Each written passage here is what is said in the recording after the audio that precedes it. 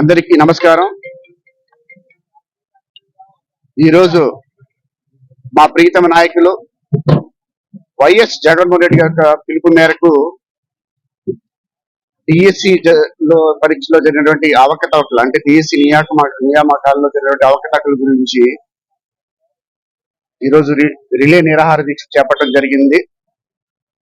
ఆంధ్రప్రదేశ్ రాష్ట్రంలో మొత్తం కూడాను అన్ని నియోజకవర్గాల్లో కూడా రిలే నిరాహార పిలుపునివ్వడం జరిగింది.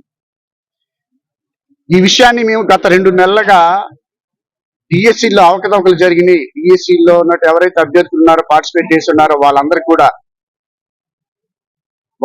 కూడా చాలా తీరని అన్యాయం జరిగిందని మేము గుర్తుపెట్టినా సరే ఈ ప్రభుత్వం కథలకి ఇంకా రాలా.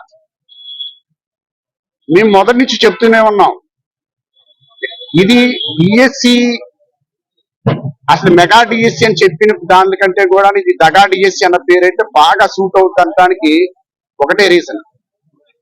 డిఎస్సిలో దగ్గర 16,000 మంది మొత్తం అందరూ కూడా పరీక్షకి పాల్గొనడం జరిగింది. ఇది పూర్తిగా టెట్ ద్వారా జరగాలి, అంటే పూర్తిగా ప్రణాళికాబద్ధంగా ఎక్కడ కూడా అవకతవకలు జరగకుండా చాలా జాగ్రత్తగా వహించాల్సినటువంటి ఒక ఎగ్జామ్.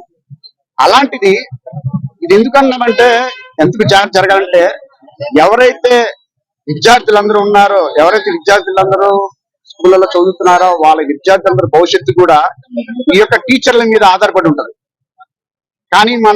కానీ ఈ యొక్క కూటమి ప్రభుత్వం వచ్చిన తర్వాత ఈ మెగా డిఎస్సి పేరుతో దగా డిఎస్సిగా చేసి ఇది అన్నదానికి మా దగ్గర చాలా డౌట్లు ఉన్నాయి, చాలా కారణాలు ఉన్నాయి. దాని తాలూకా కూడా ఏది కూడా అన్ని కూడా సబ్మిట్ చేయడం జరిగింది, విత్ ప్రూఫ్స్ సబ్మిట్ చేయడం జరిగింది, దాన్ని మీరు క్వశ్చన్ చేయడం జరిగింది.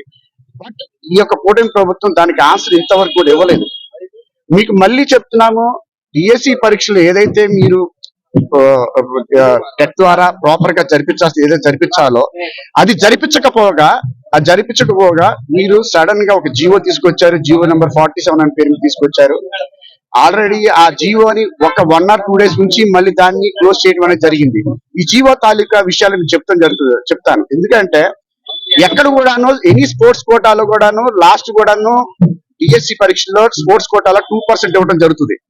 కానీ ఈయన ఆ జీవో తీసుకొచ్చి 3% పెంచడం జరిగింది. ఆ 3% లో కూడాను ఎన్నడూ లేనిది, ఎప్పుడూ లేనిటువంటి యొక్క స్పోర్ట్స్ కోటా, అంటే స్పోర్ట్స్ కోటాలో కనీసం ప్యాకాట్ ఆడినా సరే ఆ స్పోర్ట్స్ కింద పరిగణించుంటే ఈ యొక్క అలాంటి అంటే పనికిరాని కొన్ని చిన్న కూడా ఎందుకు లేనటువంటి స్పోర్ట్స్ కోటాలో కూడా వాళ్ళకి ఇచ్చి 1-2 రోజులు మాత్రం ఆ జీవో ఇచ్చి మళ్ళీ అది క్లోజ్ చేయడం జరిగింది. దీనికి ఎందుకు చేశారు?